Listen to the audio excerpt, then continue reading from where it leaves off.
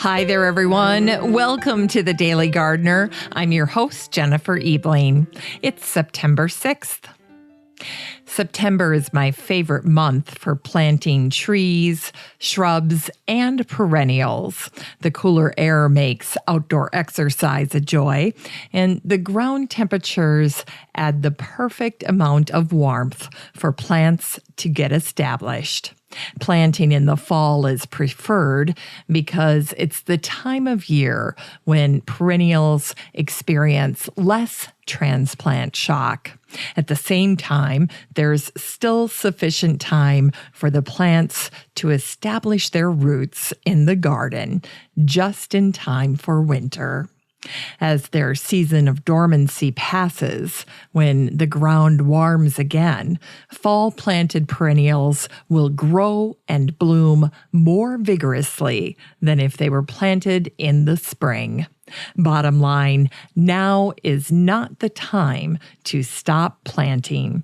It's the perfect time to get your dig on. Here's today's brevities.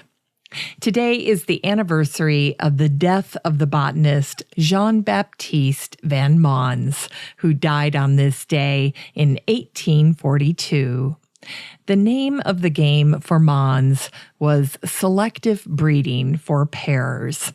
Selective breeding happens when humans breed plants to develop particular characteristics by choosing the parent plants to make the offspring.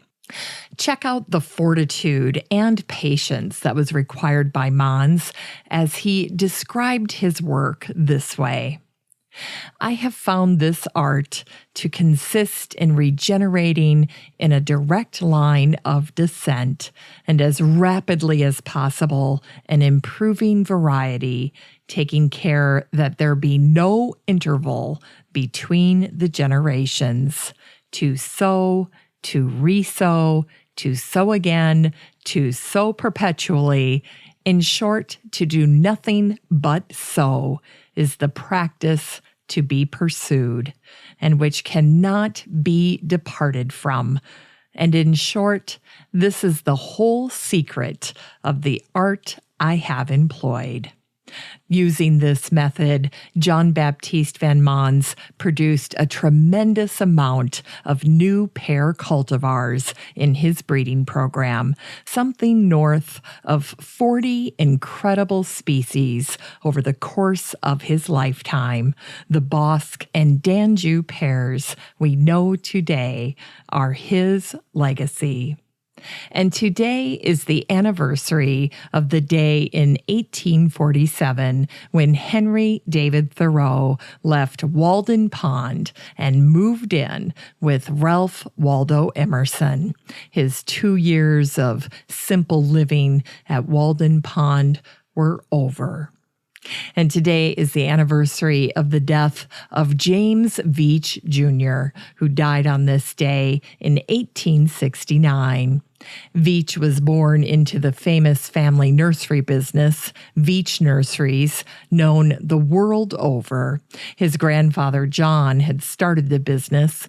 After growing up and learning the business from his father and grandfather, Veitch went to London to train with other nurserymen. After he quickly became a partner in the Veitch Nurseries, he married Harriott Gould. In addition to being a wonderful plantsman himself, James Jr. was an exceptionally bright businessman. He acquired a nursery called the Royal Exotic Nursery in London to ensure that the Veitch Nursery stayed competitive, and he turned Royal Exotic into the largest specialty nursery in Europe. James Veitch Jr. created the Royal Horticultural Society's Fruit and Floral Committees, which still exist today. His love of the plants and the business were carried on in his 3 sons. The oldest, John Gould Veitch, was one of the first plant hunters to visit Japan. The second son, Harry James, oversaw the business during its peak growth. And the third son, Arthur, worked with Harry to send plant explorers on missions all over the globe. Of the brothers, it was the middle son, Harry, who outlived them both. His older brother, John Gould, died at the age of 31 from tuberculosis. Harry outlived his younger brother, Arthur, who died young as well. He died after a short illness when he was just 36 years old. And today is the birthday of the Belgian botanist and dendrologist Joseph Hares, who was born on this day in 1884. Dendrology is the science and study of wooded plants like trees and shrubs, and their taxonomic classifications. Hares made his first trip to China in 1905. He was an interpreter for the Belgium ministry. He later founded organizations to promote good relations between China and Belgium. Later, Hares spent 5 years collecting in the north-central provinces of China from 1919 to 1924.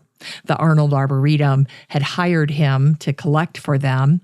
As a dendrologist, Hares was especially focused on trees.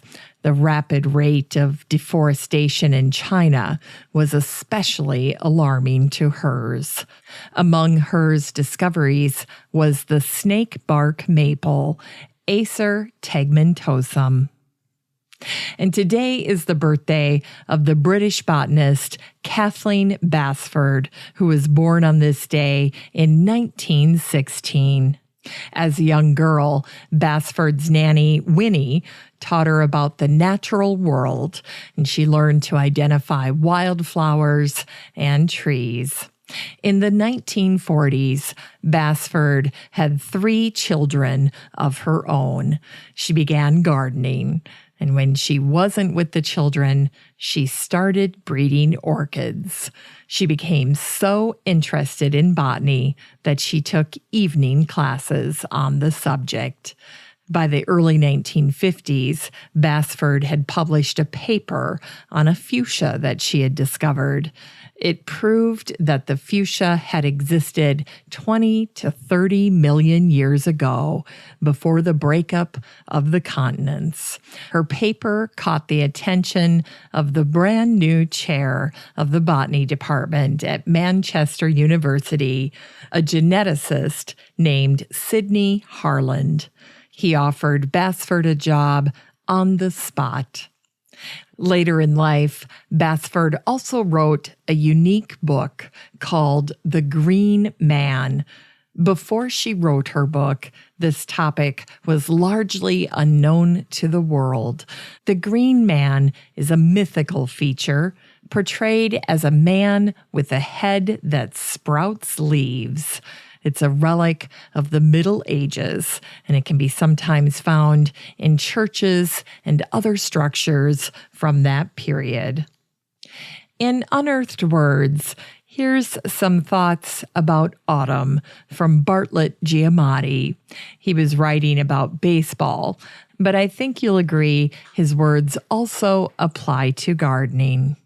It's designed to break your heart. The game begins in the spring when everything is new again, and it blossoms in the summer, filling the afternoons and evenings. And then, as soon as the chill rains comes, it stops and leaves you to face the fall alone. Today's book recommendation is Montrose by Nancy Goodwin.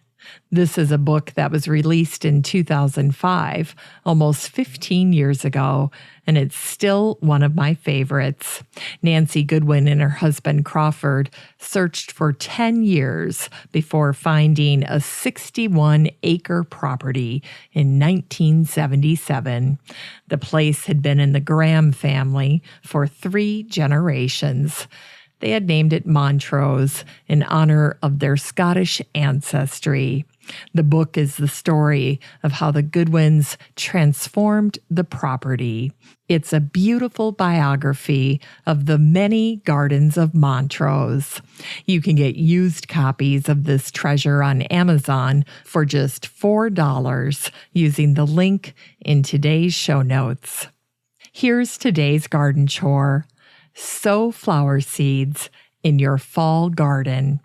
If you live in a cold climate, late fall is a wonderful time to sow flower seeds in your garden. Sweet alyssum, bee balm, coreopsis, delphinium, lady's mantle, penstemon, and sweet pea are just a handful of the flowers that you can sow directly in your fall garden.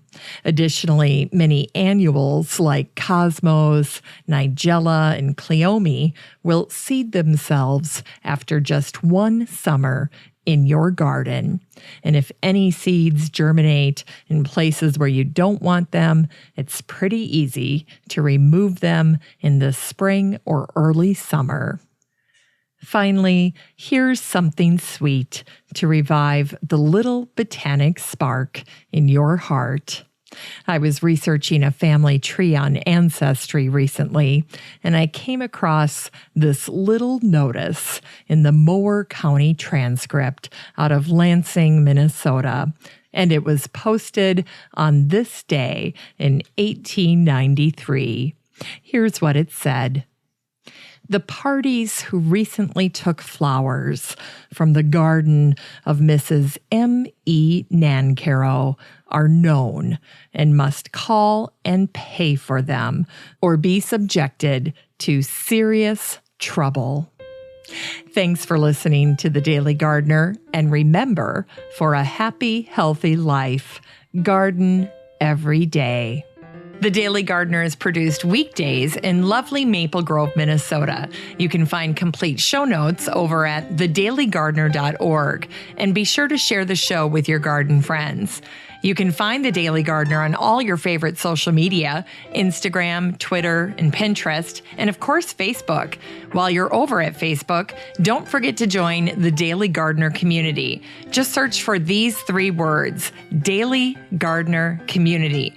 The group will pop right up and then request to join. Finally, I want to thank my team at Podfly Productions, where my fabulous editor is Eric Begay. Have a great day in the garden, and we'll see you tomorrow.